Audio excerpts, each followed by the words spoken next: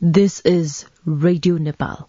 I am DILA PRASAI with the news. The headlines first. Nepali Congress forms main preparation committee for 14th General Convention under coordination of Prime Minister and Nepali Congress President Sher Bahadur Deuba. Prime Minister Sher Bahadur Deuba says nation cannot achieve prosperity without cultural progress. CPN-UML elects nearly 85% of representatives for 10th National General Convention. And Australia beat New Zealand by 8 wickets in men's T20 World Cup.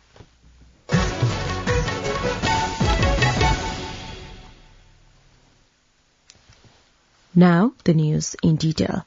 The Central Working Committee of the ruling Nepali Congress has formed the main preparation committee for the party's 14th General Convention under the coordination of Prime Minister and Nepali Congress President Sher Bahadur Deuba. Party spokesperson Bishop Prakash Sharma informed that central office bearers, central members, invited central members, federal parliament members and provincial assembly members of the party will remain members in the main preparation committee. Likewise, the Nepali Congress has designated 7 central leaders as coordinators for holding the party's provincial conventions.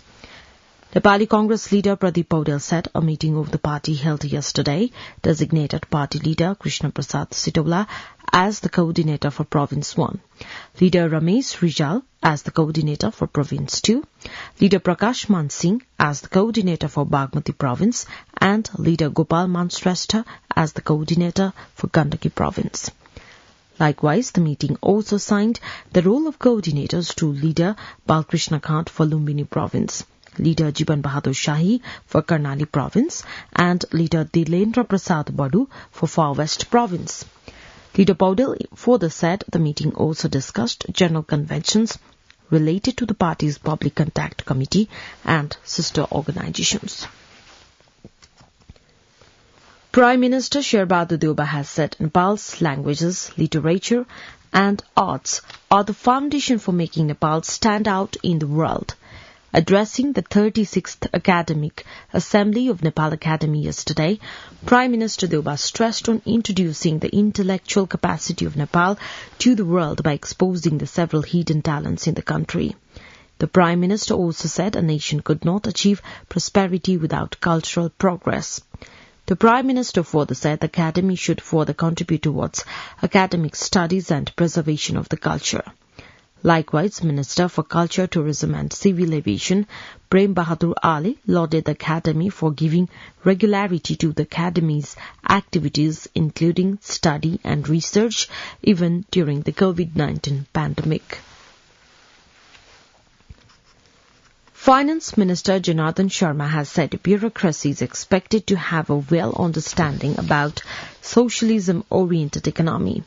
Inaugurating the officer-level service training in Kathmandu yesterday, Finance Minister said the tax policy would see massive changes from the coming budget. He urged all to make efforts from their respective quarters for translating the achievements from various movements into practice. Meanwhile, Finance Minister Sharma has instructed the concerned bodies to complete the construction work of the Pokhara Regional International Airport at the earliest. Inspecting the construction work of the airport yesterday, Finance Minister Sharma assured the budgetary support for the completion of the airport if required. The CPN-UML has said nearly 85% of the representatives for the party's upcoming 10th National General Convention have been elected so far. Publicity Department Chief of the party, Yogesh Bhattrai, said the representatives were elected representing the party's Central Department, Province Committee, District Committee, Special District Committee, Public Department and Overseas Department. The second meeting of the CPN, the Unified Socialist, has decided to issue an inter-party directive along with work division of the Central Committee.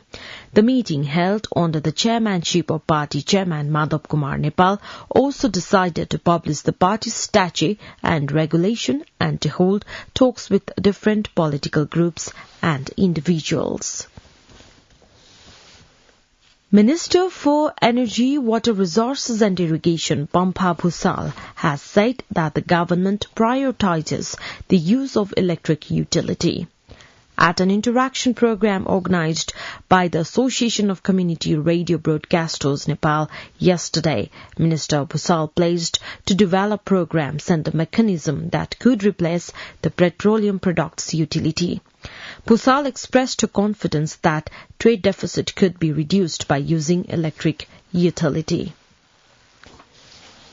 Regular hearings on cases filed in the Supreme Court remained affected yesterday as well as many justices boycotted assigned benches. Chief Justice Cholendra Samsed Rana had assigned 10 benches for 272 cases yesterday, but the hearings were conducted on only 4 of the cases. Only 2 benches held hearing on the cases on Sunday. The Chief Justice, however, did not assign any hearing for himself yesterday. The Supreme Court judges have been refusing to conduct hearings since October 24, calling for Chief Justice Rana's resignation. Meantime, Nepal Bar Association continued to protest, demanding Chief Justice Rana's resignation.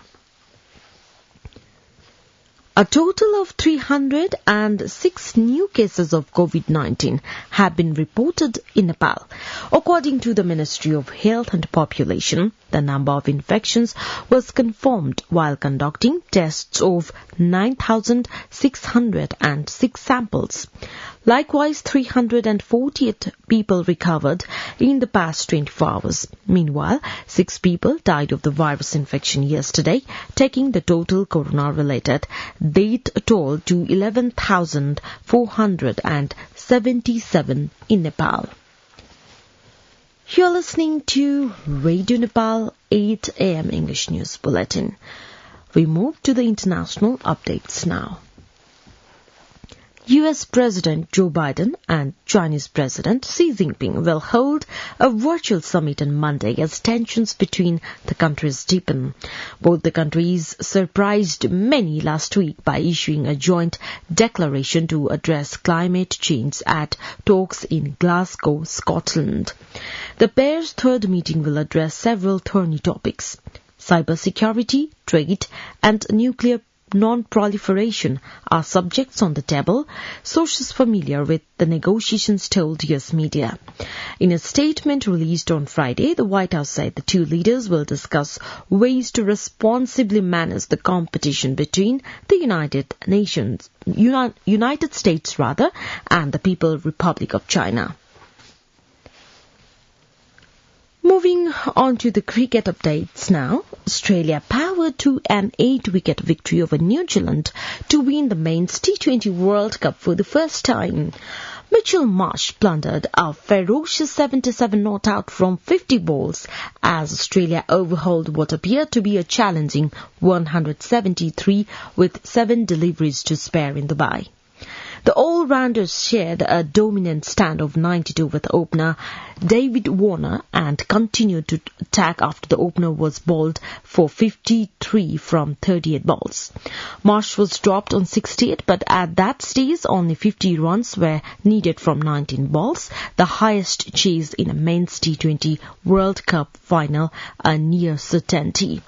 The Australia celebrations began even before the ball had reached the boundary for the final time, the players rushing onto the field to celebrate with Marsh.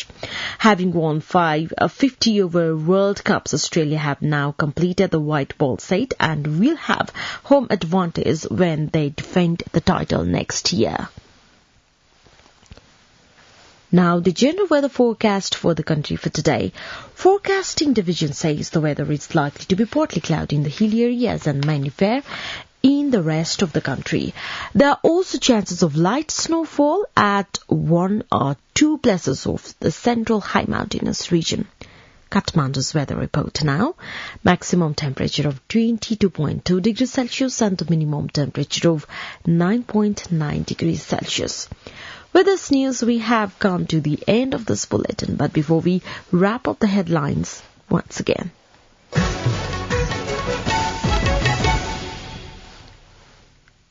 Nepali Congress forms main preparation committee for 14th General Convention under coordination of Prime Minister and Nepali Congress President Sherbahadur Deoba. Prime Minister Sherbahadur Deoba says nation cannot achieve prosperity without cultural progress. CPN-UML elects nearly 85% of the representatives for 10th National General Convention. And Australia beat New Zealand by 8 wickets in men's T20 World Cup. Well, that's all that we have for this edition. Our next English news edition is at 2 in the afternoon. You can also listen to us online at our website www.radionepal.gov.np for more news and online programs. Stay tuned, stay safe, and have a good day.